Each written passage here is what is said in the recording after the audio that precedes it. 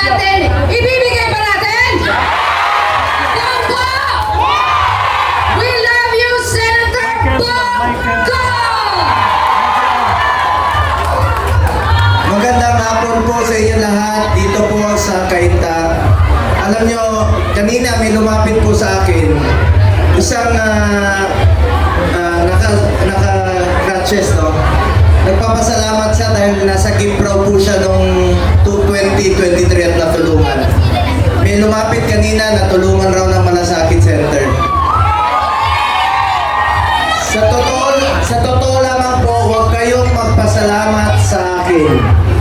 Ako po ang dapat magpasalamat sa inyo dahil binigyan niyo po ako ng pagkakataon na makapagserbisyo po sa inyo. Maraming salamat po sa inyo lahat. Hindi ko po sasayangin yung tiwalang binigay niyo po sa akin. Magsiservisyo po ako sa inyo. Hindi po ako politiko na mangangako. Gagawin ko lang po ang aking trabaho, ang aking pagsiservisyo po. Sipag, pagmamalasakit, at more serbisyo po ang pwede kong ialay sa inyo. At ako po ay patuloy na tutulong sa Cainta.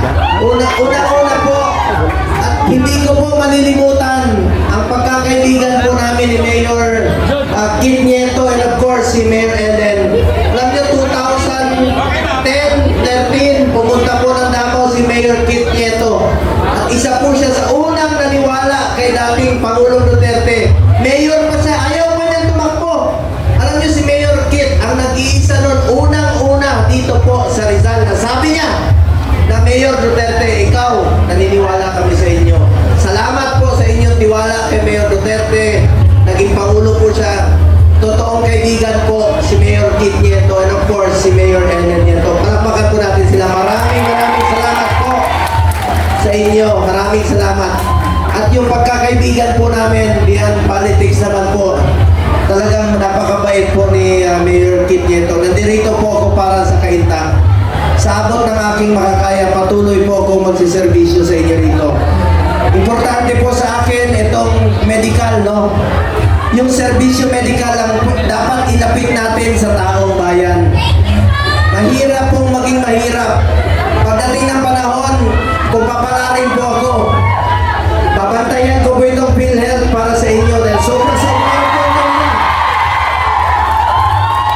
Ang PhilHealth po, hindi negosyo yan. Insurance yan. Dapat meron tayong masasandalan tuwing tayo'y nagkakasakit.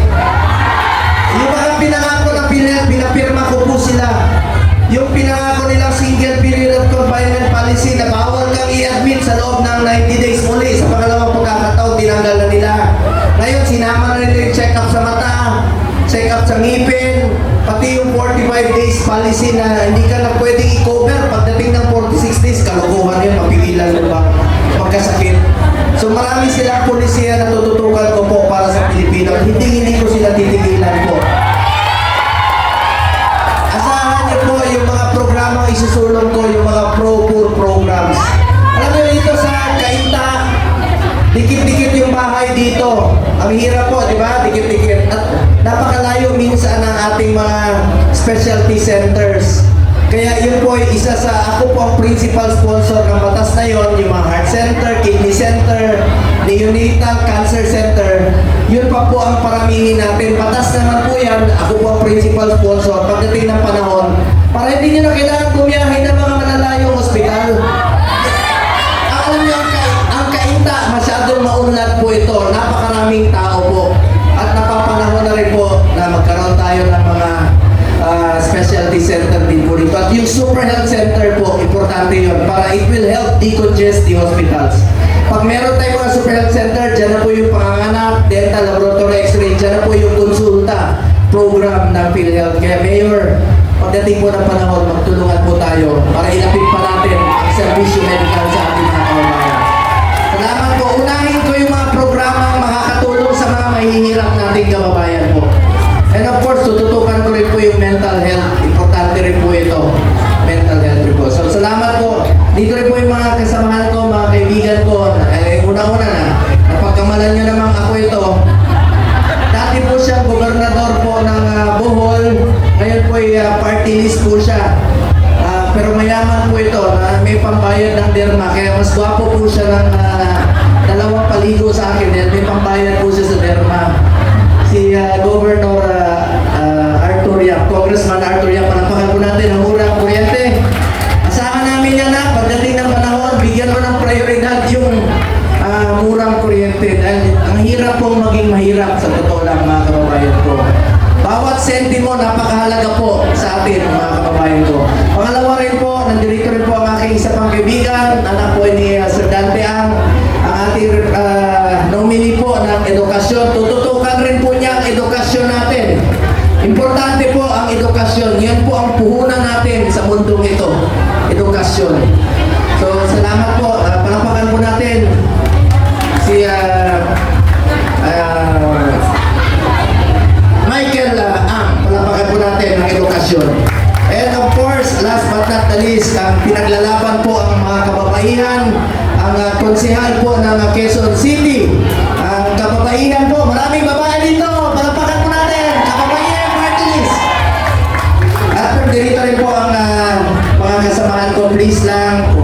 Kung sakali naman po, sana tulungan nyo. Kung mas marami pong ang kapanalunan po ng team namin, no? Nandito po ang aking kaibigan. Isa rin po sa nagpilit kay dating Pangulong Duterte, kasabay ni Mayor Kit Nieto. Ang boses po natin sa Senado, magiging boses niyo po. Attorney Jimmy Bondo. Abogado po ito, tulungan rin po natin. And of course, isa sa aking hinahangaan classmate ko po ito sa Senado. Dahil kasama po kami sa Commission on Appointments, yung kami yung nagkukumpirma noon sa mga ambassador, sa mga general, colonel, at sa cabinet secretaries. Talagang walang makakalusot sa kanya dahil talagang matino at makikipaglaban po para sa ating mga kababayan. Isa po sa aking hinahangaang kongresista at inaasahang magiging kasama ko po sa Senado ang ating magaling na Senator Rodante Dante Marcoleta. And of course, sila Senator Bato del Rosa, Senator Philip Salvador at yung Duterte team Duterte 10 team po. Tutulungan niyo po sana. Nakikiusap po ako sa inyo. And of course, gusto ko rin po masalamatan ang ating mga kasamahan dito. Ang ating mga masisipag, si Vice Mayor Ace Servillon. Talabakan po natin. Salamat po, Sir. Councilor Lincoln Felix, Councilor Eking Tahuna, Councilor Ruro Perions. Sino Perions dito? Taga Davao? Si Jan? Ang sis ni Jan? Oo. Hindi ka mo taga Davao rin ang Mr. Neto si Jan Perions. Magaling na basketballista. Councilor Manny Jacob, Councilor Edwin Cruz, Councilor Sharon Garcia, Councilor Snooki Malikdem, Councilor Buboy Sauro, Councilor Janice Curia, at ang mga barangay captains natin, sana yung mga kapitan natin. Mga kapitan, asahan niyo po na isusulong ko parati yung kapakanan at pagpapalawig ng inyong kakayahan, ng inyong termino at inyong kakayahan. Naintindihan ko po maging isang barangay captain. Matagal po ako nagtrabaho kay Mayor Duterte. Araw-araw noon, kapitan, nasa City Hall, umaga hanggang gabi. Sila po nagdadalawa ng basic services. Kaya po, asahan niyo po ang aking suporta. And of course, sa PHW, paglalaban ko po kayo, mga health workers po. Pinaglaban natin inyong hiya at pagpapatuloy ko po ang ipaglalaban ang ating mga barangay health workers, BNS po, mga health workers. Kayo po ang hero ng pandemya. Nag-file din po kami ng Magna Carta for BHW at sana po may isa batas nyo na kayo po ang makikinabang doon sa ating mga BHW. So maraming salamat po sa inyo lahat. Wala na akong nalimutan. Salamat po sa inyong oras. Ulitin ko, bukas ang aking opisina para sa inyo. Huwag po kayo mag-atubiling lumapit po sa akin. Ordinaryong Pilipino lamang po ako tulad ninyo. Kalapitin niyo lang po ako, tawagin niyo kong Kuya Bong. Pero may pakiusap po ako sa inyo. Halimbawa, Nay, Kuya ate, si Nanay, huwag mo naman akong tawagin Kuya Nay. Bongo lang po, Bongo. Madali na magtandaan ang pangalan ko. Pumunta kayo sa kanto, pag nakakita kayo ng traffic, ano yung traffic light? Green? Oo.